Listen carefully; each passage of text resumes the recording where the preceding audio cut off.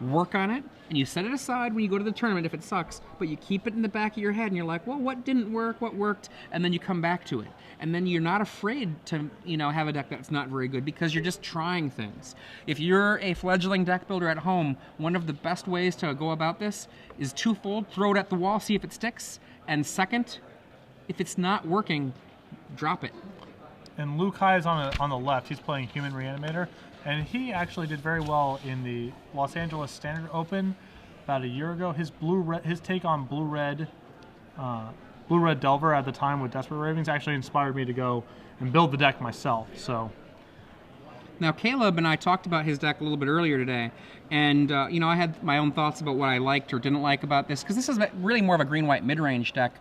One of the things, he is very happy. He's got a lot of strange numbers, 2s and 3s, that are a little bit surprising for a inexperienced deck builder, but from his perspective, he's tested the heck out of every single one of these cards, and there's only one card that he's not 100% sure of, and that is, does he want to have a third Angel of Serenity or not? He went with 2, so I'm curious what that card is. It ended up being a Selesnya Charm, was his last-minute addition. Yep.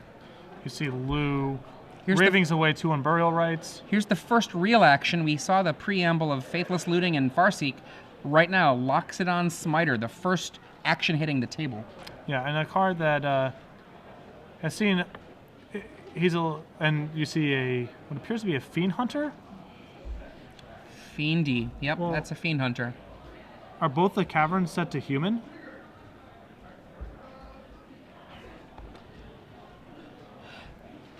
Okay, that might be an issue then. If we could talk to our spotter really quick before any further progress happens. Caleb just playing a 5th land and saying go?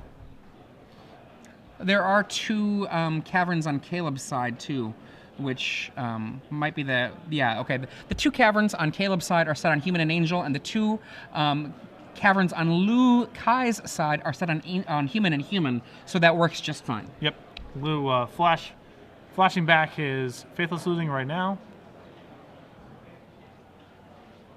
And it looked like I see an Angel of Glory's Rise and a Zealous Conscripts to the yard there. End of the turn, Caleb brings out a Restoration Angel. Restoration Angel, a plenty fine deal, even if you aren't blinking anything out. Now, Angel of Glory's Rise is a card that a few months ago, if you had told me was going to see play, I would have been a little surprised. But it's exciting to see how it works in this Human Reanimator deck. Would you be even more surprised if I told you it was going to be in a Grand Prix winning deck? Yes. Yes. Now, personally, I have to say I'm hoping for a fast victory for one of these 2 players, so that we have one more shot to potentially get an aggressive red-based deck on the screen. But I don't even know if there's one out there to be watched. Well, I know if Drew Levin's floating around that. Yep. We have one at least. And we see an Is It Charm from Lou. Presuming we are choosing the looting option, so it's draw 2, discard 2.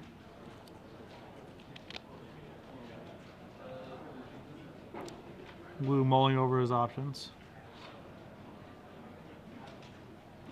Caleb with a fairly soft hand. It appears to be Selesnya Charm, Centaur Healer, and a 3rd card that I can't make out. Hollowed Fountain hits the graveyard.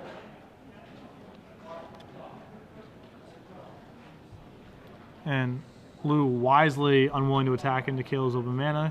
Caleb's still going to land the Restoration Angel at the end of the turn and knock Lou down to Sigarda. And there's Boom. Sigarda. A card that's seen a little sideboard play as of late, but not a ton of main deck play. Certainly a very good deal right now. 5/5 flying hexproof, just very challenging to kill. Look at that Air Force that Caleb has. Yep. Sigarda can also give you a little bit of protection against the stray Lilianas of the format. And we see our... on Burial Rites about to here get we flashed go. back. It's going to be a big Angel coming on out. Nothing that Caleb can do about it. It happens. Boom, boom, boom. Look at all these humans. That's 3 Golden Knight Commanders and a Zealous Conscript. Lots of triggers happening here. Golden Knight Commander gives +1/+1 to all of your creatures whenever a creature comes into play. And let me just check that, says Caleb. This was another piece of the winning deck. You have the potential for some actual, basically combo kill type scenarios with this sort of reanimation. Zealous Conscript taking a guy. This is going to give 3 power and toughness to all of Lu Kai's non-Gold Knight Commander creatures, and 2, I got to do the math right, 2 to the non-Gold Knight Commanders and 3 to the Gold Knight Commander cards. Wait, 4 come in? My bad. I said it right the first time. 4 and 3. So that means that that Angel is going to get +4. The Zealous Conscript is going to get +4. And those are the 2 that can come on into attack, along with the Fiend Hunter for a +4. Some pretty impressive technology comes out of those Japanese Grand Prix, that's for sure. And Caleb is just dead. Yep. And that is just game. Yeah, sorry about that math problem for a second there. I had it right, and then I convinced myself I didn't. So we're going to go to the sideboard here, and for Caleb Durward, one of the first things I think he's going to go to is Rest in Peace. It seems like the obvious answer to the graveyard. Right. Although the Human Runner deck can actually play something resembling an Honest Game in even the absence of its graveyard. But yes, this is very predicated on reanimating and all those shenanigans you just saw. That's the ideal way this deck wants to be playing out. Now, one of the things that's really interesting here, we see that Lou has the Staticasters in his deck. But one thing you don't see is the Staticaster's sometimes best friend, the Nightshade Peddler. Yeah, shades of Basilisk Caller, Cunning Spark Mage from a couple standard seasons ago. Yeah. You give your Pinger Hexproof, Death Touch rather, and start going to work. It's funny you say that because you say a couple of seasons ago, and it just shows how long we've been thinking about this game, because that wasn't that long ago in the grand history of things. But that was actually a fair while ago, wasn't it? Like a year? Longer. I mean, it was that Zendikar? Is that 2 and... At the risk of being the 2 old geezers, the time really flies. It does. It does fly. It does fly. Okay, Caleb Durward here, definitely with Rest in Peace. Do you like Nevermore as a possibility, or do you think that that's going a little bit too far that direction? I think it's a little bit too far that direction. There's also some risk if Lou has some way to de-emphasize the graveyard, how much it matters. You don't want to be naming cards that either might not be in his deck anymore, or that he's not leaning on as heavily with that card. So I kind of wonder if Lou's deck is actually pretty well set up for this game 1, and might just bring in another Zealous Conscripts, and then decide on whether or not it wants to run a Rolling Tumbler or Pillar of Flame.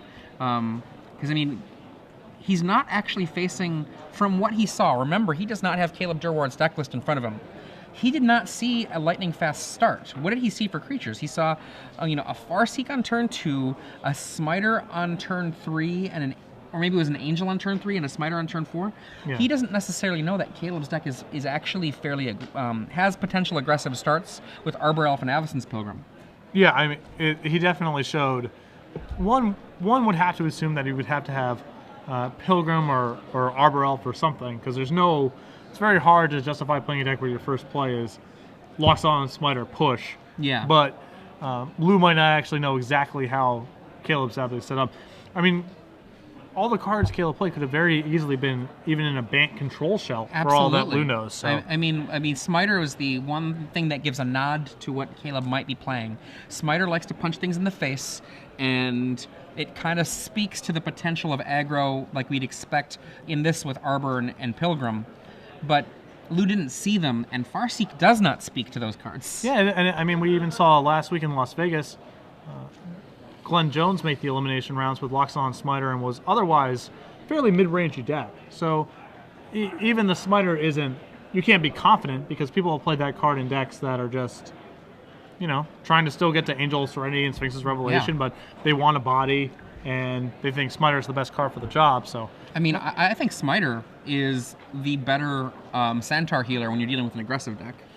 It depends on what reactive elements they're playing. If people are all about Knight of Infamy and Mizium Mortars and that kind of stuff, then I would rather just have the guaranteed gain 3.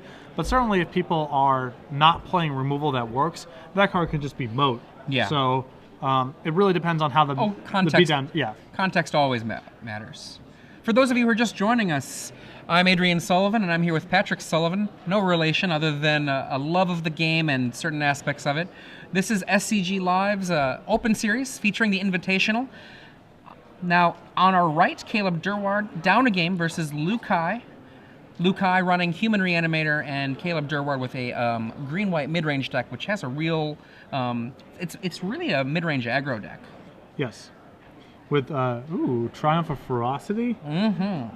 Now, Triumph is a card that has really started seeing a lot of play in the last few months. If you've got it working, you've got your own personal Howling Mine, the way Triumph of Ferocity works. If you control the bigger creature, then you draw a card. And if you have a tie with your opponent, you draw a card too. So working man's Howling Mine. Yeah, there we go. There we go. A blue-collar Howling Mine. There we go. I like that. You got to put in the work. Yeah, and for the second straight game, both players are going to start with a mulligan. Very impressive setup there from Lukai, coming back from his mulligan to 5. Faithless Looting and is charmed a few times, and Burial Rites, and that was just it. I mean, one of the things about this crazy Angel of Glory's Rise reanimation is that unlike a lot of the Reanimator decks we've seen recently, it doesn't mess around and wait. It just says you're dead. Yeah, and I definitely like doing that a lot better than sort of the way the Reanimator decks were being built at first, because if the band deck was on Sphinx's Revelation plus Angel of Serenity, their late game combo-iness was actually better than yours. And so I would much rather just go... I mean, if you look at the Reanimator decks that have been successful in the past, across all formats, all the years, they are reanimate, you're dead, not reanimate, now I have a dude in play, and we'll play Magic for 8 more turns. Yeah, I mean, the last time we saw dude in play Reanimator be good was Pro Tour New Orleans 2002, yes. Which was a while ago. I think it's 2000. That was my first PT, 2001. Oh, 2001? My yes. bad. Thank you. I mean, so it's been a while. It has, yes. Yes, it has. And now, for those of you who are thinking to yourself, well, what about Legacy, where you'd go reanimate Jin Gitaxias? Well, you might not be dead literally, but you're dead figuratively there. Yeah, you are, or Gristlebrand for that matter. Turn 1, Arbor Elf from Caleb Durward.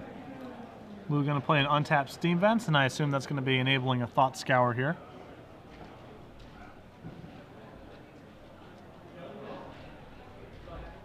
Caleb in for 1 with his Arbor Elf. Just setting the turn back. Lou's going to Thought Scour into a land and an Izzet Charm and pick up a Glacial Fortress. Turn 2, Sulphur Falls, Faithless Looting. It's unfortunate for Caleb that he didn't have a turn 2 play there. Yeah, and that's a very small operations thing that Lou did that I don't like. Generally speaking, you want to be looting first before you play your land, because who knows if you want that Cascade Loss more than something else. A second looting.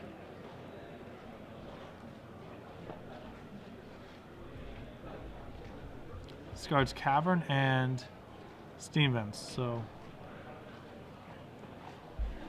Caleb without a Rest in Peace, but at least Lou is not really doing anything that busted out of his graveyard. Yeah. How do you feel here about Caleb turn 3 pass, kind of presenting that there's an angel in hand rather than just casting it in case like a counterspell happens or something? I think I like this play better because he saw Fiend Hunter in the first game. That's so true. You don't want to expose your angel on the main phase. That's true. And I mean, obviously, we don't expect counter magic from Reanimator, but it's always a possibility. And there is, in fact, counter magic in Lou's board. It just doesn't hit angels. Yeah. It would basically have to be, especially with Lou having Faithless Lootings in his graveyard, there's a very good chance he's just going to be using his mana to do this stuff. So yeah. Now, Lou's looting was not very apparently effective there. He didn't seem happy with it, but I can't see the glare there. Is that a land? It's a Hallowed Fountain, and there's Rest in Peace. Boom. Not that Lou had much good going on to begin with, but now he has nothing at all. And this also shuts off, I believe, one Faithless Looting in the yard still. Yeah. Kills it. Kills it dead. So Fiend Hunter, as you talked about earlier. Goodbye, Angel. Gonna faceless butcher that. Angel. See if Caleb has any follow-up. I think is it a small Garruk here? I think he might have a Garruk Relentless in his hand. Maybe a Thragtusk. There's no end of good 5s he could have. Oh, that's a Thrag. There's a Thragtusk. Boom. Thragtusk really, for a big, quick second there, was defining Standard. Now it is just a Titan in Standard. Yeah, it is definitely sets the parameters of the format, but I would say that, Sphinx's Revelation is a much more defining... Yes. These are the things you are allowed to do and not allowed to do than Thragtusk is. Yeah. For a moment there, it was all Thrags. Yeah. And now it's just one of the monsters. One of the big, huge, terrible things. And Fiend Hunter again. Yeah, if you look over the history of Magic, as a format gets more mature, and we're gonna flooding. Gonna go flooding. Funny. So now he puts it on Caleb's land. Why? Just to potentially still mill Caleb out. Yep. I mean, it's a long shot, but why not? Yeah, we aren't reanimating anymore. But yeah, as the format gets more mature, I think the powerful cards are way more likely to be something like Sphinx's Revelation and less likely to be something like Thragtusk. And Caleb mills himself for 3 in order to cast this Geist... Geist Honored Monk. I almost said Geist of Saint Trapped, but it's Geist Honored Monk. Comes into play with some spirits, and its power and toughness equal to your creatures. I've always liked the art on this card. Yeah, it's very cool. Very ethereal, or whatever you want to call it. Usually I don't look at the art on cards, and sometimes I'm surprised at what's on it. This is one of those ones that I noticed it right away. Yeah. And Lou is just... What do we got there? I believe we might just be casting it might just be a captain. Or commander, rather. Gold Knight Commander. Yeah. Much better to be reanimating alongside a bunch of other haste creatures than just sort of playing it like a powerful limited card. I mean, if you don't look at Lou's land, you'd be like, oh, it's a really powerful limited deck in a weird format. Yeah. Okay. And in come the big, huge team. Yeah.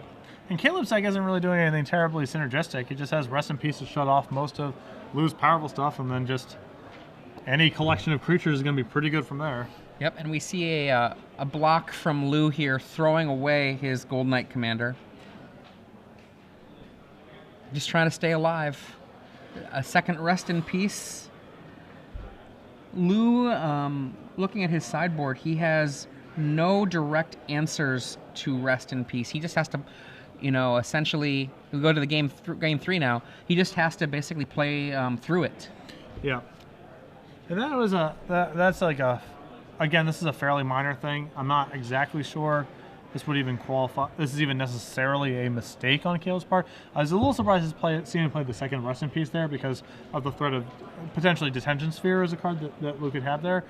I guess the counter to that is if Lou has some way to both kill your Rest in Peace and get something in the graveyard and reanimate in one turn, the second copy acts as backup. But I feel like Detention Sphere is much more likely than that sequence of events occurring. Yeah.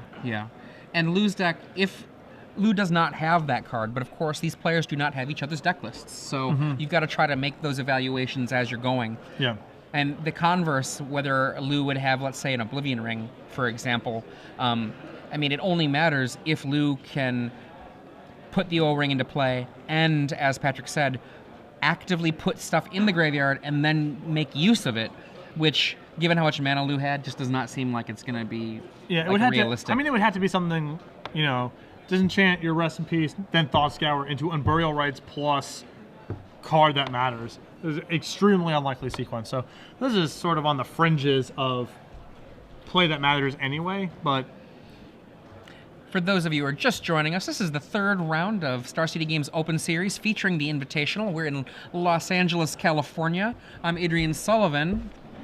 Patrick Sullivan. And on screen, you can see our combatants here in this round 3 matchup. Caleb Durward on the right with green-white mid-range versus Liu Kai on the left with human reanimator.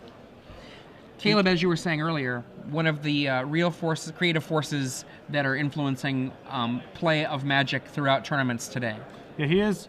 I believe he is the one of the best idea guys that is out there. I don't necessarily, when I look at his deck list, I don't necessarily think to myself that is the perfect 75, but I do almost always think, all right, that idea there is awesome, and certainly his tournament performance at this point speaks for itself. Yeah, and I mean, one of the things about Magic, as you get to the higher levels of play, you usually aren't doing everything on your own. You can't be all things to all aspects of the game, so that's why you work with people, so that someone else can say, you know, hey, this is a great idea, how about we change these cards because I was testing and this is how you maybe want to consider it. Yeah, you definitely, it's very important to have a diversity of skill sets on your testing team, and someone like Caleb would be invaluable to have on a pro testing squad, because he's just going to come up with ideas that other people are not.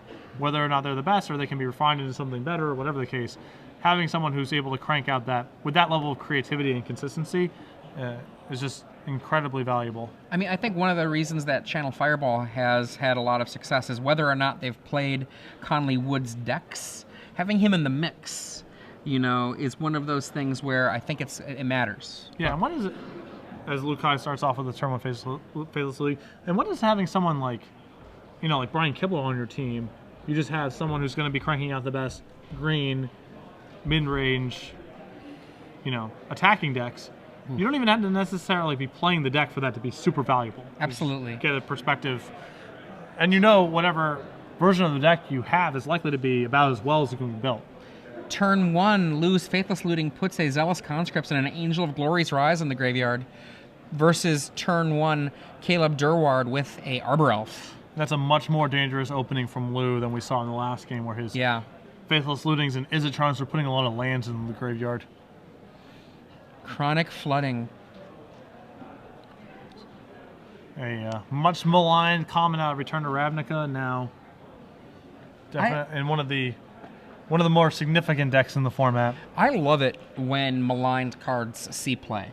It just makes me so happy. It also implies that there's more out there than what people are playing. I mean, that's one of the things that frustrates me as a deck builder and a commentator at times, is Magic's super open-ended and there's tons of awesome cards, and people often have this perception of, yeah, the 2 decks you saw in the top 8 or the 3 decks you saw in the top 8, that's all you can build. And then when something like this wins a Grand Prix, not only is it awesome because it's different, it implies that there's more stuff hidden that people haven't discovered yet. And locks it on Smiter on turn 3. I like that you use the word discovered.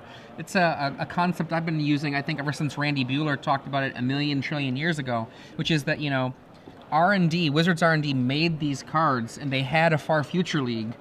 And these are things that are less designed than they are discovered. Yes. Because the cards exist. We see a Chronic Flooding gets a Faithless Looting and some other cards into Liu Kai's yard. It's like Michelangelo's David or whatever. It was always inside the rock. I just found it. You know what I mean? Exactly. And I really think that that's really close to what happens in deck building. And we see damage there. So that, that's a Glacial Fortress? Yep. Yeah, never mind. So we see... I think is it Charm? Yeah, that was an Is It Charm. Oh no! There's the 3 mana for Faithless Looting being flashed back. Back to Caleb. Caleb has 5 power on the board. Can he do anything useful here, though? Things are getting close to dangerous. Yeah, he needs to find. I think that if he had a Rest in Peace, we would have seen it played pronto. And he's like, okay, how bad is it going to be if something happens? And there's the Angel. There's a looks like a Fiend Hunter, a Zealous Conscripts, and I can't make out if there are any other humans in there. It's going to be really bad, basically. And Caleb's like, how bad is it going to be? Really bad. Even if Caleb doesn't get combo killed out of this game, I mean, just the size of Lou's board plus all the damage he deals that turn is going to be very challenging for Caleb to overcome. I mean, Caleb's playing a pretty honest game. He's just dabbing his mana and then playing a pretty good creature. That's what he's trying to do here. And Lou's turn has the potential to be overwhelming. Now, what Caleb's trying to figure out here is just how dangerous next turn could be. Because remember, Chronic Flooding is going to put 3 surprises into the graveyard. Yep. And I believe there's an Unburial Rites in there. I mean, it's a very threatening graveyard. So Caleb going over his options. His hand looks like it's a variety of Garrick's. It definitely does not look like Rest in Peace or any sort of other graveyard hate spells in his hand, so. You can play a Borderland Ranger. I mean, his hand just is not set up to really disrupt Lou here. And in for 4. Oh, and no 3rd mana from Caleb. Borderland Ranger gets a 3rd mana, but it's certainly a little bit less power on the table than if you were to put something else into play, like an Angel, or even putting something sneaky into play like Garrick Relentless. Yeah, and now that there's no threat of Restoration Angel, those reanimated Fiend Hunters potentially next turn are also just a potential disaster. And off of that fetched forest comes an Avacyn's Pilgrim. Negate from Liu Kai. Negate apparently his Rest in Peace answer. We see, oh boy. Oh my goodness. That was rough. That, oh my goodness, was the Unburial Rites and the Gold Knight Commander, which hit the graveyard. And we're going to see the Unburial Rites be flashed back, bringing back the Angel of Glory's Rise, which in turn brings back Zealous Conscripts, Gold Knight Commander, Fiend Hunter. That's going to be +3 to all creatures, but first on the stack is going to be stealing your creature. What's he going to steal? Looks like he's stealing the Borderland Ranger, I think. Just to get a blocker out of the way. Well, I think we're actually Fiend Huntering. And then the Fiend Hunter is going to hit that. And, okay, then we're conscripting the Borderland Ranger and Fiend Huntering the Smiter. And we got plus. In comes the Zealous Conscript, in comes the Borderland Ranger, and they get those bonuses. It's not going to kill Caleb, but what it's going to do is whap him upside the head real good. Yeah, and it's not like Lou's board goes anywhere. He just has this stuff in play now, so. Things were already looking bad, and that flooding was devastating. And I mean, at this point, Caleb needs to have a game changer happen, and even if that, I mean, geez. I don't actually see anything that I would imagine would turn around the game unless Lou entirely sputters out here. Yeah, I mean, Caleb has to basically get to Angel of Serenity at this point. It's the only card in his deck really powerful enough to overcome all the damage he's taken, but he can't even cast it this turn. Garrick Relentless entering play. And I believe we are...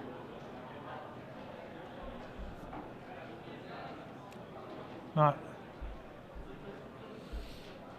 Alright, so Garrick shot the Fiend Hunter down. That helps. Yep. That helps.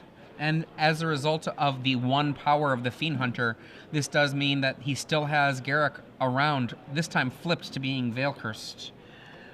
The Chronic Flooding finds land. 3 lands.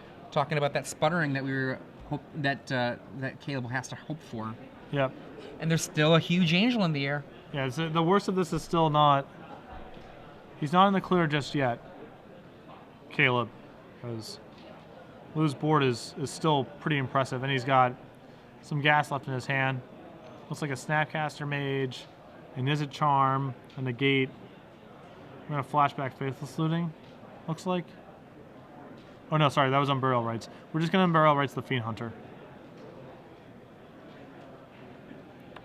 So that's going to trigger the Commander.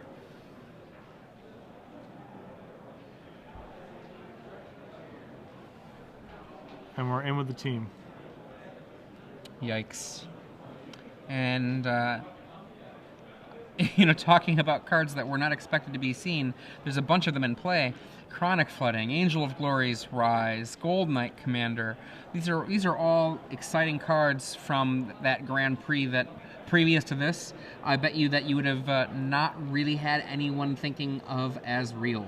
Yeah, I mean, decks along this line were sort of hanging around the fringes of, Magic Online, and you found it every now and again, but certainly not as high profile of a finish anywhere near a Grand Prix win. So Both of these players are sitting at 2-0.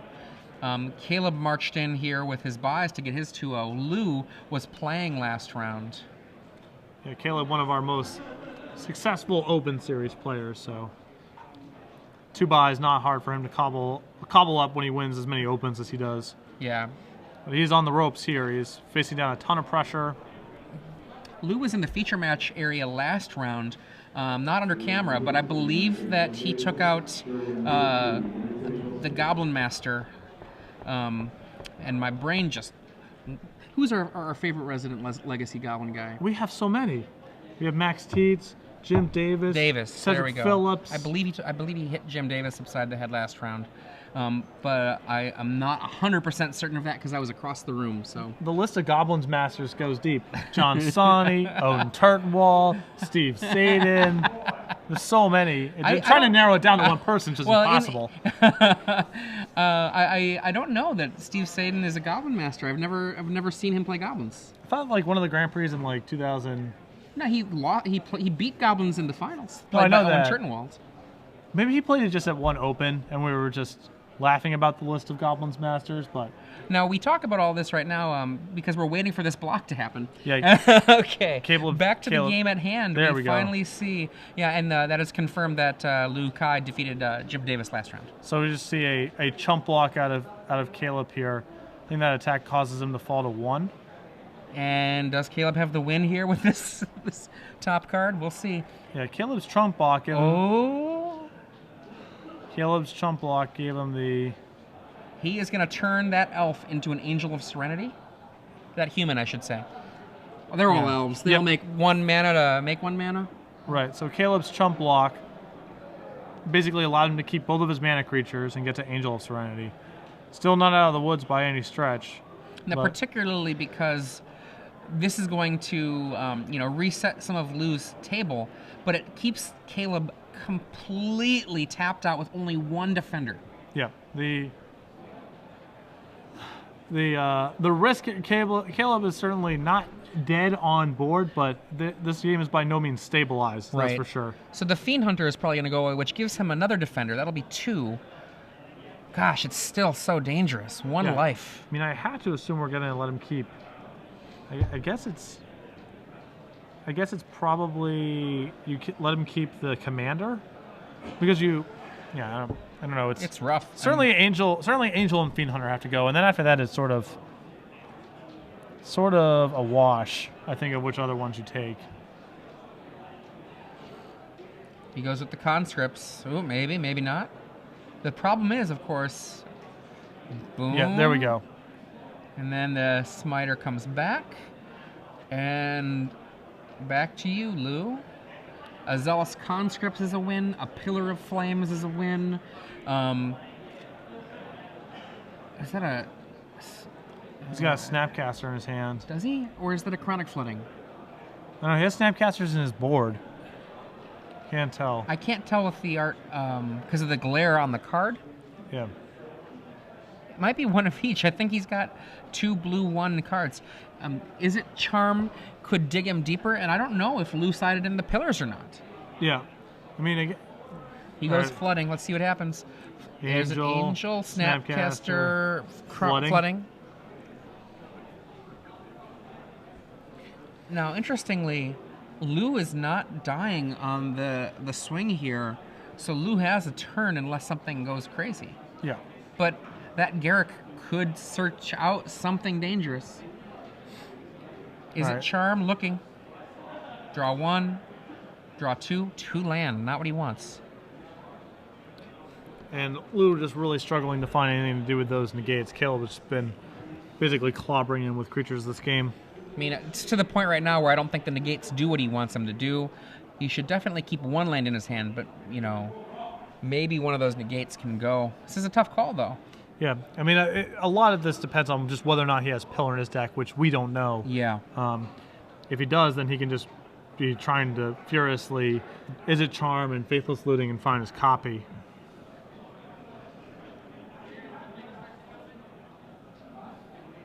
Two cards are going to be discarded to this Izzet Charm. Izzet Charm was a card that got a lot of press when it was first printed. And then people kind of started moving away from thinking it was a good card, and now it has reemerged as kind of a role player for certain decks. And I think that that's what it ought to be, is like a role player for a deck that wants to do several different things, or maybe doesn't want to commit to one thing but wants access to those. Yeah, I mean, I think of all the charms, the Is It Charm is the most. It's not really metagame predicated. It's just it kind of has its flexibility and its utility. Like Selesnya Charm, a lot of its playability just has to do with how many 5-power guys you're looking to kill. You know, Azorius Charm is how much do you need, put something back on top of the deck, and Is It Charm is much more just, this is just a lot of good utility. Yeah. So if your blue-red deck, you know, can afford it, it's probably supposed to be in there in some number. And we saw Lou there. Looks like he's going to flood another one of his lands. The discard that he got, nothing too exciting, honestly. So can we tutor up a Thragtusk here from here, or? I imagine that we can. There are 4 Thragtusks in the deck list, unless they were all sideboarded out, which I could imagine them being sideboarded out because they come to the party pretty late. Yeah, but leaving in one would be nice, though. Certainly, if you're going to be leaving in your Garrick, then having one seems like a nice option to have. The power of tutors increases the value of every single one of. Yep. Now, don't forget that right now, Caleb's got a 2-turn clock available. There are no hasty creatures in Caleb's main or sideboard, so there aren't ways for him to just end the game now, but he could get out of this danger zone of 1 life. Yeah. Assuming there's still Thragtusk at the ready. Yeah, potentially. Now, remember what we needed, what Caleb needed was a moment for Lou to stumble, and he needed to get that Angel of Serenity going, and that's exactly what happened. The Chronic Flooding kind of whiffed for 2 full turns. Yes. Although, hard to be upset if you're Lou, because his earlier floodings were quite juicy, so. Yep. And we see Caleb turn his Loxodon Smiter into... We're going to see another Angel so that he can try to wipe out some of Lou's graveyard as well. Yeah, well, there's a Thragtusk. Geist Honored Monk. He's debating between these two. It's different answers. Geist Honored Monk is going to help protect you against Zealous Conscripts, and the Thragtusk against a card like Pillar. All right, so we're going and getting the Geist Honored, and you know, Caleb hasn't seen any Pillars, right? So it's hard to. And we don't even know if Lou brought them in. Yeah, it's hard to play around them in the dark. Geist Honored Monk creating 2 1/1 flyers, narrowing the options that Lou has to win down to, I believe at this point, he needs Pillar or else. Actually, that's not 100% true. Amusingly, a Rolling Temblor, if he could get his Golden Knight Commander up to a 3/3, would kill his opponent. We're flooding. See a Thought Scour and Is It Charm and a Zealous Conscripts. We're going to use our remaining mana.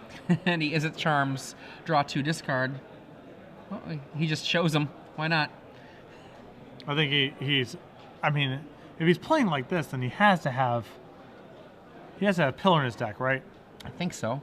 But doesn't have a Snapcaster in hand right now. Is that a Conscripts? It is a Conscript. Not enough. Caleb potentially being rewarded for diligently playing around Zealous Conscripts here instead of getting the Thragtusk. So it looks like we're flooding for 3. Faithless Looting. Times 2. Oh boy, decisions. Yeah. So many permutations here. Do it again. Let's see what else you got. Angel. Oof. Wow.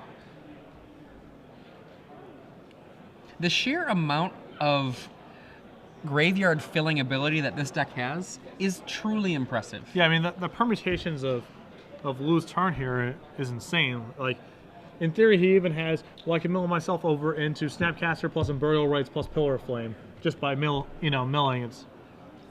It's really, this does not seem like the simplest deck to play, that's for sure. I mean, one of the things about decks like this, you've seen Lou lean forward into his hand and go, oh God, what do I do? What do I do? Imagine doing that for 8 rounds. Yeah. This is one of the reasons why I don't choose decks like that. I know that they're powerful, but I worry that I would make all of the wrong decisions when I needed to make the right ones. Yes, I definitely, certainly at big 2-day events, they're going to go on for a bunch of rounds. I definitely avoided playing certain decks in the past because mental fatigue, not being able to finish your rounds in time, whatever, would just be an issue. Absolutely. And this deck would be very much not in my wheelhouse. Yeah. On that, I mean, because of those issues. I'm no raptor. I'm not going to be able to sit there the whole day and be calm and cool and think it all through clearly. Yes. And here we go. Flashing and looting, I'm assuming here. There it is. 2 more cards to look at. What do we go? 1. Staticaster. 2. Fiend Hunter? Angel. Or is that, oh, That's an Angel. I'm not sure how much mana he has floating right now. He might not have any floating. Remember that when he was getting the milling from the Chronic Flooding, that doesn't cost any mana. It's a result of tapping the land. Yeah. He's cast looting and flashback looting, so I think he might have 1 mana floating, but I'm not 100% sure of that. No, I think he tapped 3 because he has 4 permanents tapped on the left, which I think are 2 lands plus 2 floodings. Yeah, you're correct. You're correct. I think he just picked up an Is It Staticaster, so he's just trying to figure out if there's something to be done here. I just don't think he can. I don't think he can survive this turn. I think the Flying Angel just kills him. Yeah, as long as Caleb attacks with it. Unless the life totals are off, that Angel will finish it, will it not? Yes, I believe so. Whoa. Another Garrick. I assume we're just going to shoot down his blocker here. Or try to. Lou here. And Caleb's like, I'll do some damage to that guy. He's like, hang on a second. Yeah, I mean, Lou can basically play his Staticaster to get the commander to trade with Garrick, but then Caleb knows he's dead because now he's tapped out and the Angel just kills him. So yeah, I mean, I think that we have no outs here for Lou other than Caleb doing it wrong. Yeah, I mean, okay. And that's it. Okay, and so what Lou was hoping to do there was hoping that Caleb would not attack with the Angel, and perhaps only 1 useful creature would come in, so that Caleb could have his creature, let's say it was just the Geist-Honored Monk, Lou could put the Staticaster in play, block it, shoot down either the Arbor Elves or the tokens, and then have another turn to live and find something. Yeah. But Caleb was having none of it. Caleb was like, I'm going to have 2 huge monsters come on in, and you're dead. Yep, so Caleb Durward winning 1 game on the back of Rest in Peace, and then winning 1 game just sort of on a combination of an early clock, was able to resist / overwhelm Lou's first reanimate by an Angel of Serenity, sort of cleaning things up, and was barely able to squeak that match out at 1 life for multiple turns. So Caleb Durward moves on to 3-0.